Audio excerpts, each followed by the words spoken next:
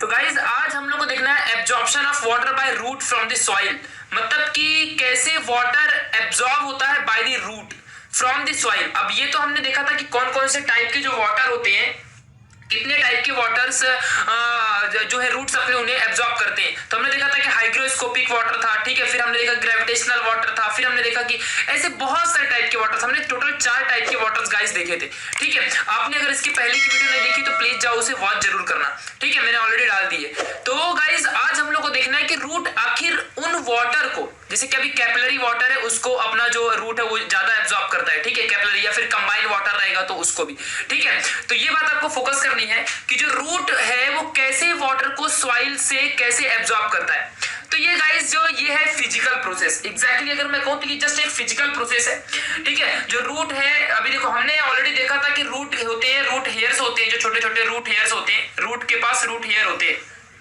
और यही root hair क्या करता है, वाटर को एब्जॉर्ब करता है, ठीक है। तो रूट हेयर ही वाटर को एब्जॉर्ब करेगा।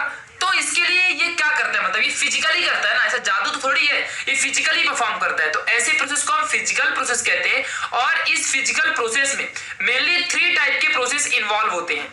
ओके, पहला है इम्बिबेशन, दूसरा है डिफ्यूजन, तीसरा है ऑस्मोसिस। तो इस तरीके के 3 टाइप के प्रोसेसेस हैं और इन्हीं प्रोसेस का इस्तेमाल करके जो अपना रूट हेयर्स होते हैं, जो रूट के पास रूट हेयर्स होते हैं, हमने रूट हेयर्स के बारे में अच्छे से पढ़ा था कि कलरलेस होते हैं, इनकी ब्रांचिंग नहीं होती है, ये अपने बनते एपिडर्मल सेल से क्रिएट होते हैं। तो ये सारी चीजें हमने रूट हेयर्स के बारे में जाना था, ठीक है। तो इम्बिबेशन या फिर डिफ्यूजन या फिर ऑस्मोसिस, इन प्रोसेसेस के थ्रू अपना जो रूट हेयर्स होते हैं वो सॉइल से वाटर को एब्जॉर्ब करते हैं। तो गाइस अब चलिए स्टार्ट करते हैं। हम इम्बिबेशन को सबसे पहले समझेंगे, देन हम डिफ्यूजन को समझेंगे, देन ऑस्मोसिस को समझेंगे और गाइस मेन इंपॉर्टेंटली इस वाली वीडियो में हम लोग पढ़ने वाले हैं वाटर पोटेंशियल के बारे में। और मैं बता रहा हूं गाइस, जैसा मैं बताऊंगा मे बी आप तक को अब तक मतलब महाराष्ट्र बोर्ड के लिए कोई नहीं बताने वाला है।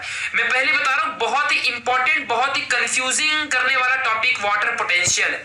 तो इस टॉपिक को छोड़ना मत और एकदम अच्छे से समझ के लेना, ठीक है। तो लास्ट में एकदम हम वाटर पोटेंशियल को डिस्कस करके जाएंगे। तो चलिए स्टार्ट करते हैं गाइस, इम्बिबेशन के बारे में पढ़ते हैं। इंपॉर्टेंटली देखो, सबसे पहली बात तो आप जब अपनी टेक्स्ट बुक रीड करोगे तो वहां पे आपको बहुत सारे ऐसे कॉन्सेप्ट मिलेंगे, ऐसे पॉइंट्स मिलेंगे जिनका मीनिंग आप मे भी नहीं जानते हो। तो मैंने यहाँ पे उन पॉइंट्स को अलग से एकदम अच्छे से लिख के दिखा दिया है, जिससे कि आपको पूरा नोट्स अच्छे से आप बोर्ड एग्जाम में यूज करो तो आपको फुल मार्क्स मिले, इवन टीचर इंप्रेस भी हो जाए, ठीक है। तो आपको सेम नोट्स यूज करने कोई टेंशन नहीं है, ठीक है। अगर कोई बायो के डायग्राम्स आते तो उन्हें भी बनाना बहुत अच्छा रहेगा, मार्क्स फुल मिल जाते हैं। तो गाइस इम्बिबेशन अगर एग्जाम में पूछा तो ये 2 मार्क्स को पूछेगा, पहली बात तो ये सुन लो, ठीक है। 2 से 3 मार्क्स को पूछेगा, पूरा डिस्क्राइब इम्बिबेशन, ठीक है। चलो फिर एग्जैक्टली इम्बिबेशन होता क्या है। तो हमने गाइस देखा था कि सपोज दैट अभी ये रूट है। अब मैं देखो बार बार ऐसा रूट का रियल स्ट्रक्चर नहीं बनाने वाला हूं, आपको इमेजिन करना है कि ये रूट है और रूट के अंदर ऐसे छोटे छोटे सेल्स होते हैं, ठीक है, रूट सेल्स, यानी कि आप जो प्लांट के सेल होते हैं ये रूट के सेल्स होते हैं। अब ये रूट के सेल क्या करते हैं, आउटसाइड सॉइल होती है, सॉइल से ये वाटर को एब्जॉर्ब करते हैं और एब्जॉर्ब करके क्या होगा इसका, मान लो ये बलून जैसा है। अब आपको यहाँ पे ट्रीट सेल को बलून जैसा ही करना है, ठीक है। तो मान लो सपोज दैट ये सेल बलून जैसा है और ये वाटर को अंदर एब्जॉर्ब कर रहा है, तो क्या करेगा, ये स्वेल हो जाएगा। स्वेलिंग मींस क्या होता है, फूलना।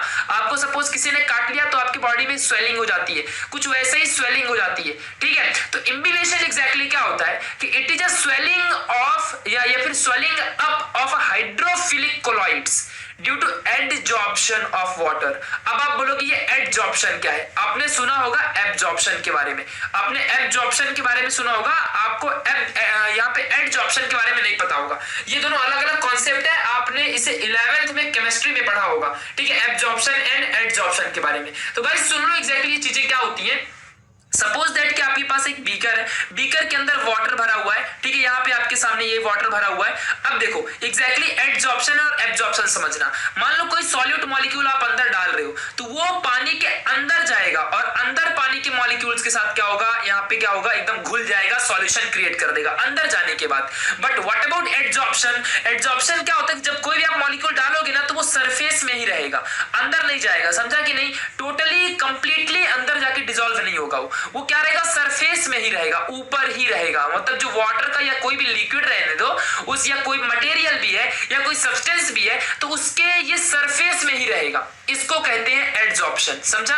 और एब्जॉर्प्शन क्या होता है, टोटली एब्जॉर्ब कर लेना, वो एब्जॉर्प्शन है। समझ या नहीं, तो ये आपको अच्छे से याद रखना है, बहुत ही मतलब ज्यादा इंपॉर्टेंट है इसको, ये टॉपिक इम्बिबेशन को समझने के लिए, ठीक है। तो एग्जैक्टली भाई होता क्या है कि जो ये वाटर मॉलिक्यूल्स है, इन वाटर मॉलिक्यूल्स जो भी अंदर मतलब वाटर मॉलिक्यूल्स बाहर से अंदर जाता है, जो भी अंदर सेल के मॉलिक्यूल्स, ये सेल के मॉलिक्यूल्स है, तो इनके जस्ट सेल के मॉलिक्यूल्स के एक्सटर्नल सरफेस में पूरा का पूरा वाटर अंदर जाता है और वहां पे रहता है सरफेस में। और इसके वजह से जो उस सेल के होते, जो सेल होते हैं प्लांट के, वो क्या होते हैं, स्वेलिंग अप यानी फूल जाते हैं।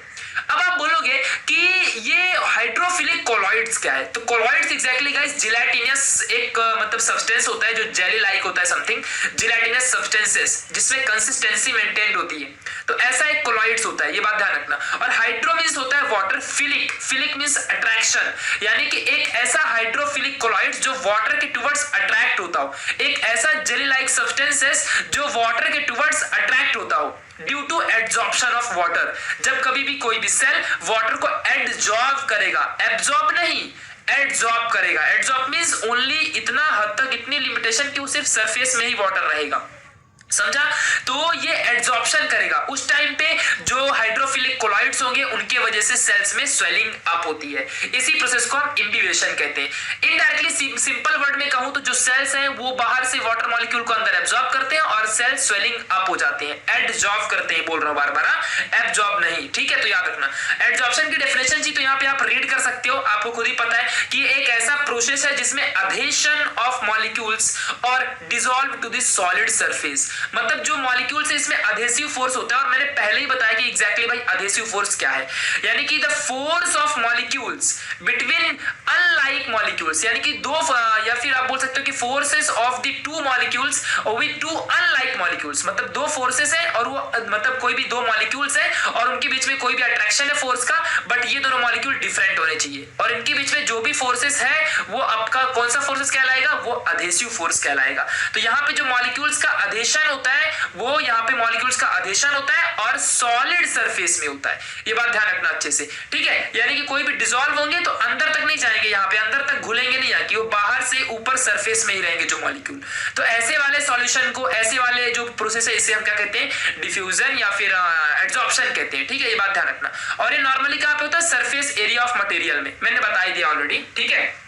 चलो, तो एक बात तो फिक्स हो गई है कि जो भी प्लांट के सेल्स होते हैं वो बाहर से वाटर मॉलिक्यूल को अंदर के लिए एब्सॉर्ब करते हैं, एड्सॉर्ब करते हैं, और एड्सॉर्ब करने के बाद इनमें जो भी ये प्रोसेस है एड्सॉर्ब करने का और इसकी वजह से जो स्वेलिंग अप होती है, इसे हम इम्बिबेशन कहते हैं, ठीक है। तो गाइस यहाँ पे आपके बुक में इम्बिबेंट और इम्बिबेट के बारे में बताया है, ये एग्जैक्टली क्या होता है, तो मैंने इसके बारे में बहुत अच्छे से लिखा है, यहाँ पे सुन लेना अच्छे से क्या होता है।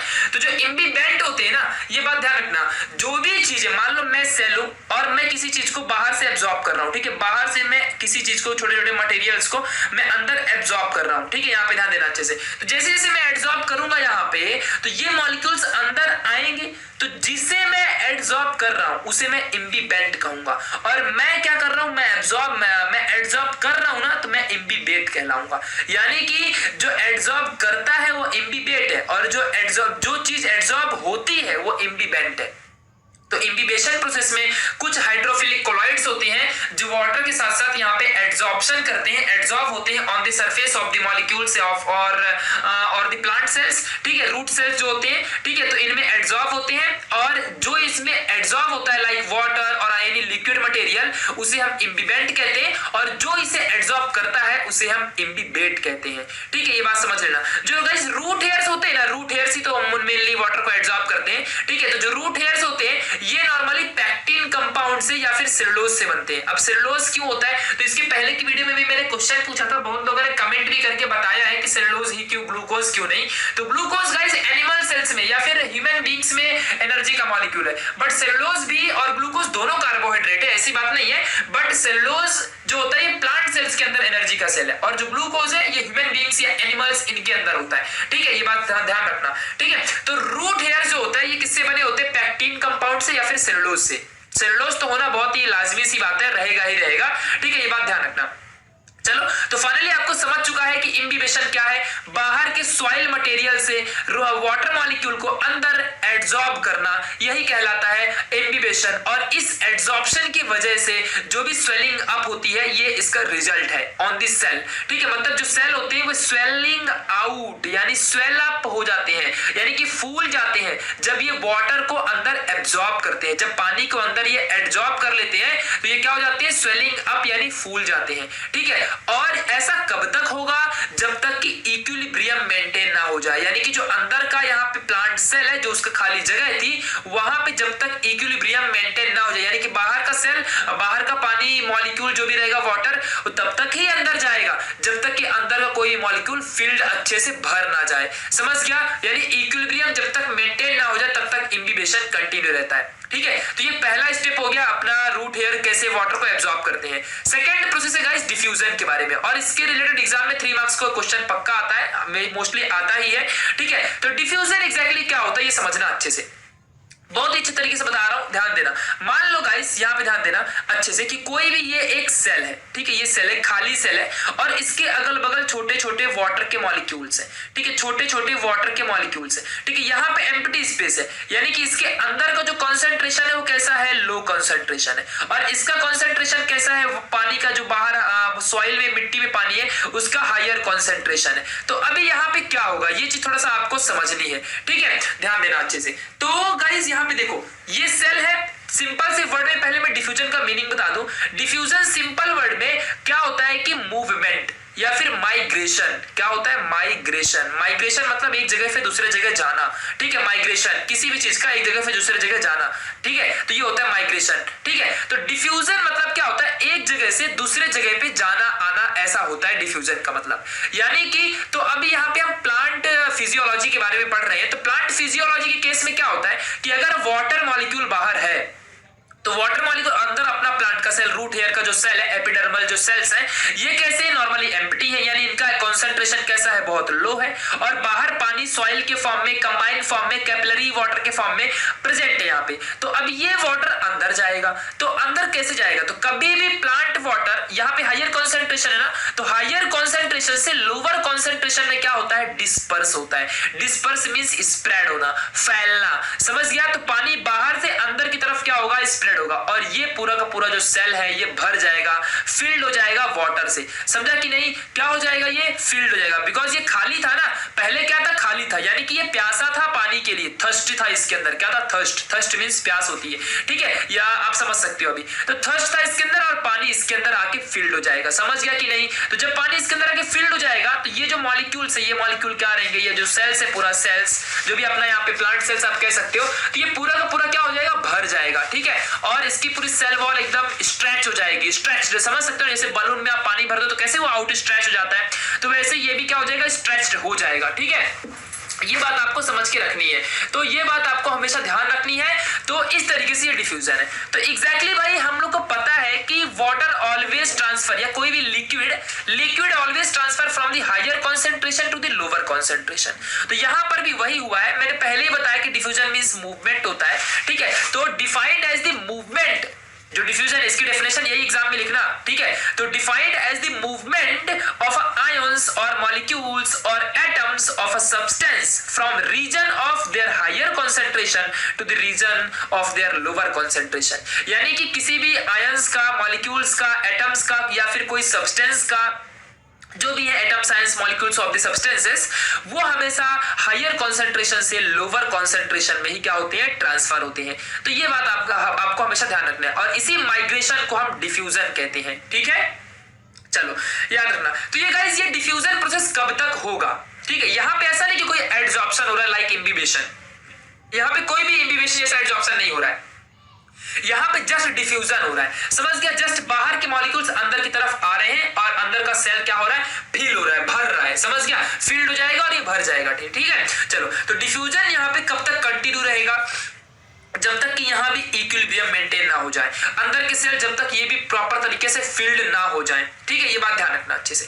तो ये यहाँ पे डिफ्यूजन हो रहा है। ओके, तो अच्छे से इस तरीके से समझ के रखना है। चलो गाइस, थोड़ा सा और अच्छे से पढ़ लेते हैं डिफ्यूजन प्रेशर डेफिसिट के बारे में, कि एग्जैक्टली ये डीपीडी शॉर्ट में हम जिसे कहते हैं, डीपीडी, डिफ्यूजन प्रेशर डेफिसिट, ये एग्जैक्टली क्या होता है। ठीक है, देखो कभी भी याद रखना, जब हमारा यहाँ पे सुन लो अच्छे से, मान लो ये सेल है, प्लांट सेल है, और ये बाहर से पानी को अंदर एब्जॉर्ब किया और इसके अंदर पानी भर गया इस तरीके से। मान लो ये बलून था प्लांट सेल जैसा और इसके अंदर पानी भर गया।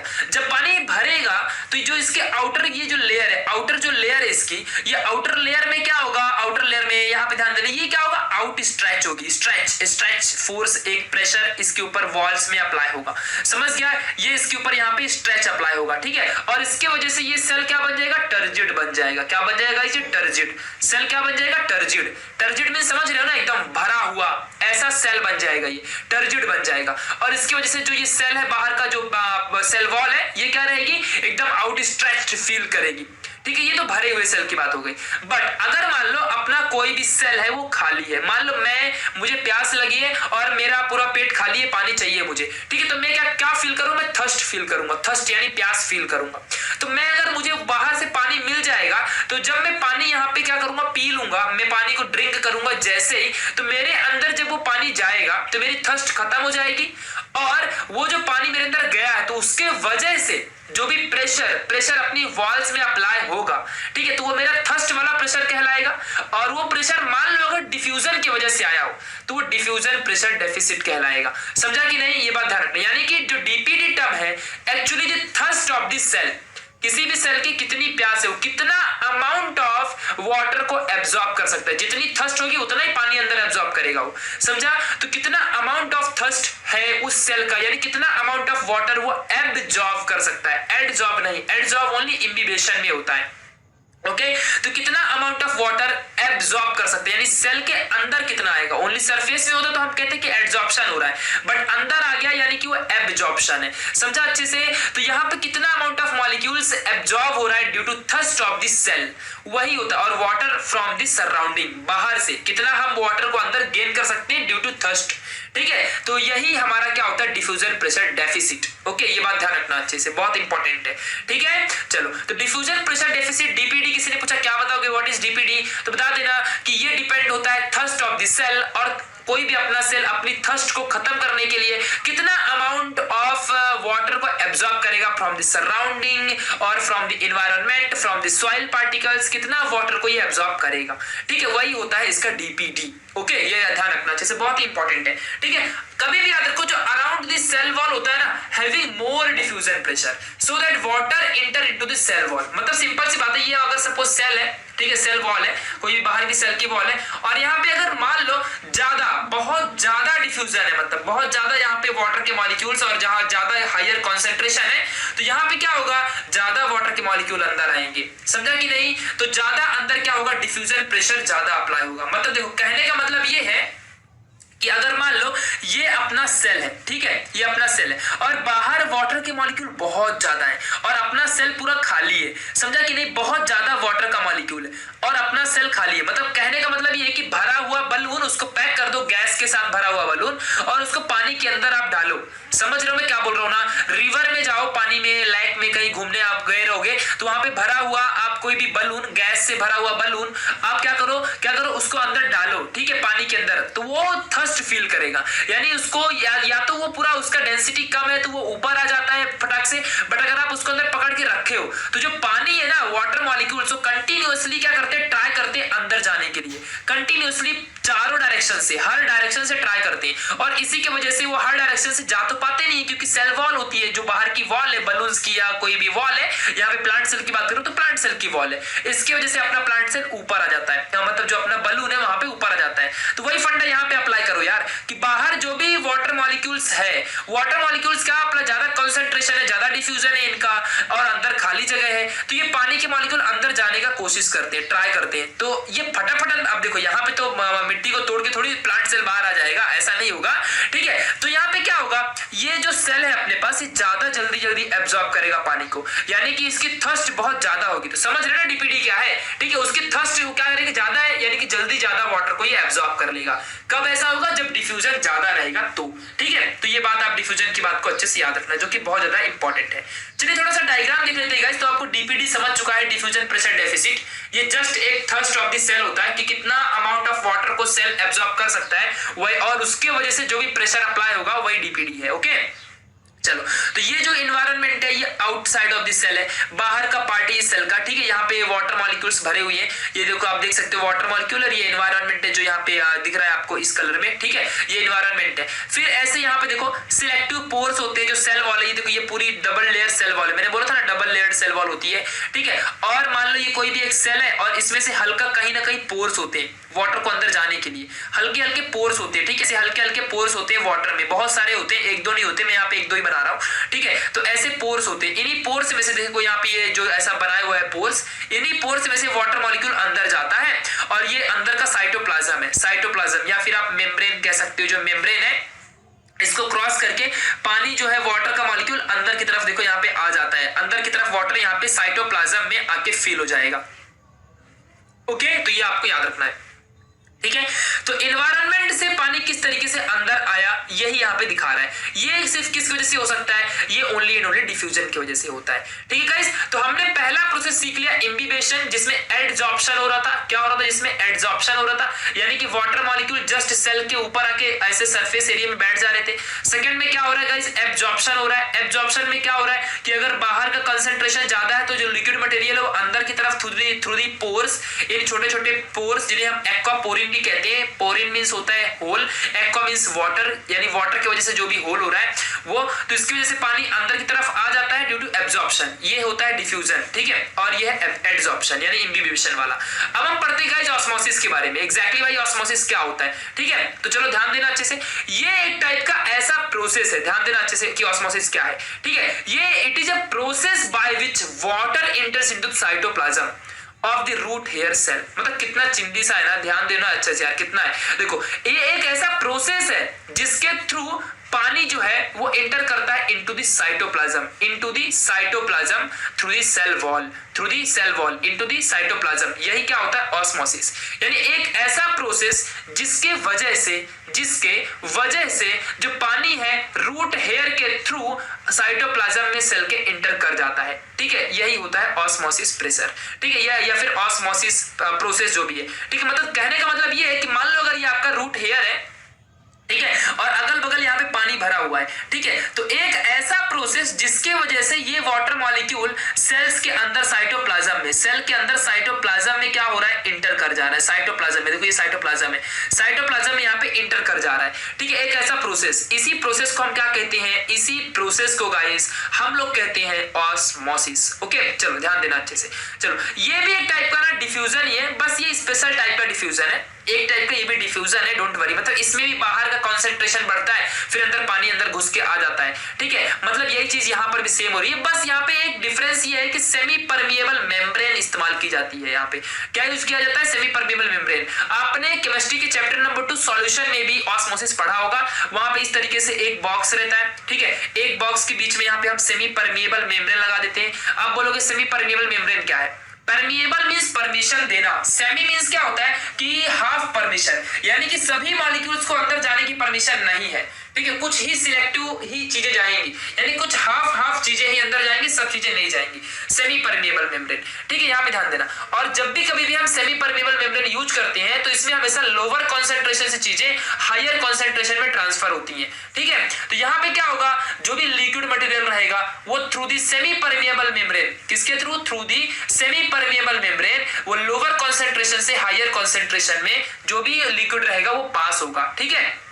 तो यहाँ पे क्या होता है, concentration of solution inside the cytoplasm या फिर रूट हेयर आप कह सकते हो, वो हायर रहेगा, and concentration outside the solution, मतलब जो भी आउटसाइड है अपना सॉल्यूशन के वो लोअर रहेगा। और लोअर से ही यहाँ पे क्या होता है, लोअर कॉन्सेंट्रेशन से ही हायर कॉन्सेंट्रेशन में जो भी अपना लिक्विड मटेरियल है वो through the semi permeable membrane क्या होता है, ट्रांसफर होता है।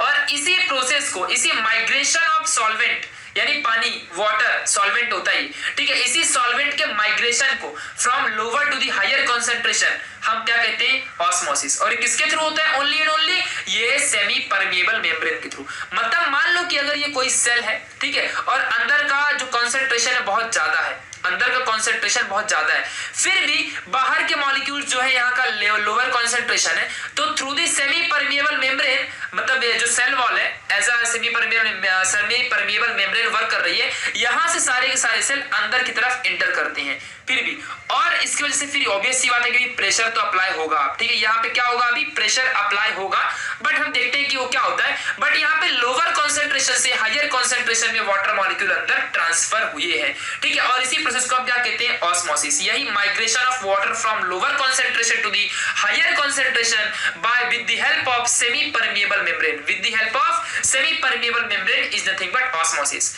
अब ये बात तो फिक्स है कि जब पानी अंदर आएगा तो यहाँ पे क्या करने वाला है, ये प्रेशर अप्लाई जरूर करेगा, ठीक है। ऑस्मोसिस की वजह से प्रेशर तो अब होगा। ऑस्मोसिस क्या है, लोअर कॉन्सेंट्रेशन से हायर कॉन्सेंट्रेशन में वाटर का transformation with the help of semi permeable membrane, ठीक है। तो ये बात ध्यान रखना। तो यहाँ पे अब प्रेशर तो जरूर अप्लाई होगा, क्योंकि सेमी परमिएबल मेम्ब्रेन क्या कर रहा है, लोअर से हायर में वाटर को लेके आ रहा है, तो यहाँ के वॉल में क्या होगा, एक प्रेशर तो जरूर 100% अप्लाई होगा ही होगा। ओके, तो जब यहाँ पे गाइस प्रेशर अप्लाई होगा तो ऐसे प्रेशर को हम ऑस्मोटिक प्रेशर कहते हैं। हम ऐसे प्रेशर को क्या कहते हैं, ऐसे प्रेशर को ऑस्मोटिक प्रेशर कहते हैं। ये बात आपको ध्यान रखनी है, ठीक है। चलो हम आगे देखेंगे कि एग्जैक्टली ऑस्मोटिक प्रेशर क्या है, बट फिर भी आपको समझ के रखना है। चलो गाइस अभी हम देखते हैं कि टाइप्स ऑफ सॉल्यूशन कितने प्रकार के होते हैं। हमने देखा ना कि मतलब जो सॉल्यूशन है ये हमको मालूम ही है कि अभी क्या होगा, सॉल्यूशन में सॉल्वेंट और सॉल्यूट है, तो सॉल्वेंट क्या हो रहा है, यानी वाटर, यार वाटर, और साइटोप्लाज्म के अंदर कोई सॉल्यूशन है, तो वी ऑलरेडी नो दैट कि सॉल्यूशन में कॉन्सेंट्रेशन हमेशा ज्यादा ही होता है, और सॉल्वेंट बाहर अगर बैठा है यानी वाटर मॉलिक्यूल, उसका कॉन्सेंट्रेशन कम रहेगा। तो हमेशा यहाँ पे क्या हो रहा है, लोअर कॉन्सेंट्रेशन से हायर कॉन्सेंट्रेशन जो साइटोप्लाज्म है, अंदर सॉल्यूशन है। तो अभी भाई कोई सेल है, उसके अंदर साइटोप्लाज्म है, तो उसके अंदर बहुत सारे अलग अलग मॉलिक्यूल रहेंगे ना, तो वो क्या बनेगा, वहां पे सॉल्यूशन बन जाएगा।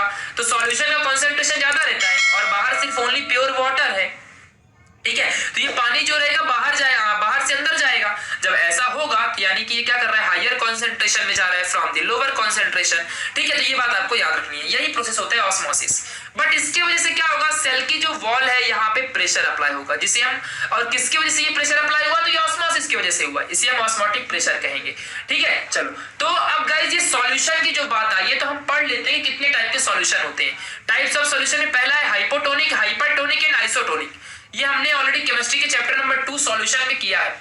तो हाइपो मींस होता है बिलो, एंड टॉनिक मींस क्या होता है, अपना कॉन्सेंट्रेशन, ठीक है। Hypo means below, tonic means concentration, यानी कि एक ऐसा सॉल्यूशन जिसका जो कॉन्सेंट्रेशन रहेगा वो ऑस्मोटिक कॉन्सेंट्रेशन बहुत ही लो रहेगा, ठीक है, या फिर जिसे आप वीक सॉल्यूशन भी कह सकते हो, ये बात ध्यान रखना। फिर हाइपरटोनिक की बात करता हूं। हाइपर मींस ज्यादा, स्ट्रांग होता है, हाई, ठीक है, जिसका हायर ऑस्मोटिक कॉन्सेंट्रेशन रहेगा, ठीक है, और उसका जो भी स्ट्रॉन्ग सॉल्यूशन भी आप इसे कह सकते हो। What about isotonic, iso means होता है सेम, एंड हाइपर मींस होता है हाई, ठीक है, और हाइपो मींस होता है लो, ठीक है, ये बात ध्यान रखना। तो आइसो मींस सेम, यानी कि जो कॉन्सेंट्रेशन ऑफ द सॉल्यूशन रहेगा ना, तो वो ना तो ज्यादा रहेगा ना ही ज्यादा कम रहेगा, ना ही बहुत ज्यादा ना ही बहुत कम, यानी कि सेम रहेगा कॉन्सेंट्रेशन, ठीक है। ना ज्यादा गेन होगा ना ज्यादा लॉस होगा किसी भी वाटर मॉलिक्यूल का, यानी कि एक ऐसा सेल, यानी कि अगर वो भरा हुआ है अंदर, तो बाहर से ना तो अंदर से बाहर को वाटर देगा और ना बाहर से अंदर को देगा, मतलब समझ रहे हो ना, बाहर से अंदर भी नहीं लेगा और अंदर से बाहर भी नहीं देगा। ये ऐसे सॉल्यूशन को हम आइसोटोनिक सॉल्यूशन कहते हैं।